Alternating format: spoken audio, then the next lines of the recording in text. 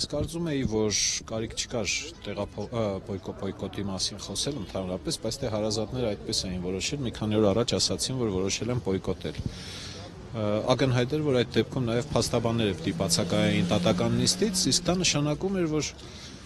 այսպես կոչված հայկական դատական համակարգը դատախազով ջան ասել ջան լսելու են, չեք եկել, մենք մեր դատը անելու ենք, ինչ ուզում եք արեք։ Եվ հիմա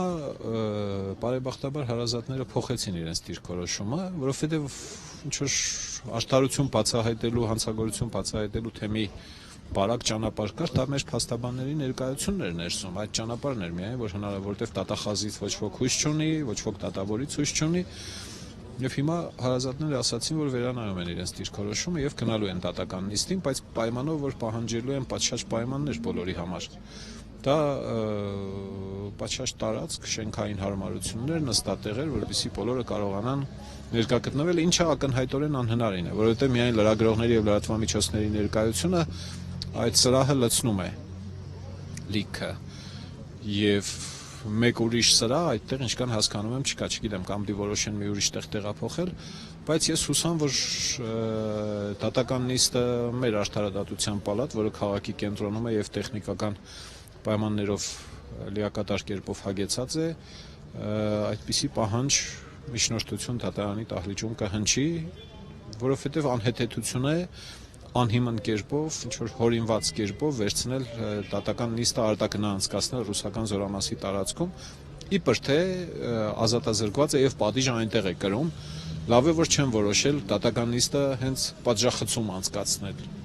Կարելի է հեշտությամբ տեղափոխել, ինչպես տեղափոխում են ընդեղից են սենյակ, այնպես էլ տեղափոխել քաղաքի կենտրոն,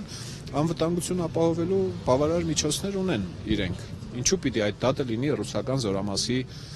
տարածքում։ Հարազատներին նաև անհանգստացնում են ռուս զինվորները, որոնք մահակներով հսկում են, կարծես թե Պերմակովի անվտանգություն, ասում են։ Եվ ոչ միայն հարազատներին, որովհետև դա բացարձակ անհետեթություն է։ Հայաստանի արդարադատությունը կարգավորող օրենսդրությունը ոչ մի կերպ չի ենթադրում դատավորի եւ կալանավորի արանքում կամ այդ տարածքում օտար երկրի զինվորի ֆիզիկական առկայություն։ Չկա նման բան նախատեսված, ինչ իրավունքով է կանգնած, որևէ մեկը իրավունք չունի գտնվել, որովհետև դա առնվազն ճնշում է արդարադատության վրա։ Որպես ինչ եք կանգնեցրել այդ զինվորներին այդտեղ։ Դե պարզ է, իրանք իրենց տարածքում են եւ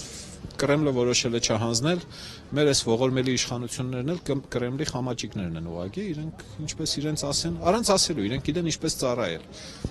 Հետևելով գործընթացին, առաջնային այդ ձեր ասած անհեթեթությունները, որոնք նկատել եմ, որոնք են, որ այսպես ակնառու անիմաստ քայլեր։ Բուն գործի հետ կապված, թե դատաքննություն նկատի ունեք։ Մոտիվը պարզ չէ։ Մինչև հիմա որևէ խելքի մոտիկ, խելամիտ մոտիվի բացատրություն չկա, չենք հասկանում, ինչու պիտի դա տեղի ունենար։ Բացարձակ պարզ չէ, մենակ է եղել այդ տղան, ինքն է եղել արդյոք, թե ոչ։ Բազմաթիվ ուրիշ անտրամաբանական դրվագներ կան, մարդը որոշել է Թուրքիա փախնել իբր, բայց հայկական տրամ է վերցրել իր հետ։ Մարդը որոշել է սահմանը խախտել շատ լավ իմանալով, թե սահմանը ինչպես է պաշտպանվում, հետը որևէ զենք եւ նույնիսկ դանակ չի վերցրել, թողել է ամբողջը իբր թե սպանության վայրում։ Ամենասկզբում իբր թե ջուր էր որոնում, գնաց հասավ քաղաքի այն մյուս ծայրը, երբ որ ճանապարհին բազմաթիվ խանութներ ու կրպակներ ու տներ կային, գնաց հասավ համեմատաբար պաշտպանված տուն, Պարիզ, դարպաս, հետո տուն, այնինչ բազմաթիվ տնագներ կային, որտեղ մի մատով կարող էր դուռը հրել, բացել, մտնել ներս, սրանք անհասկանալի են ուղղակի։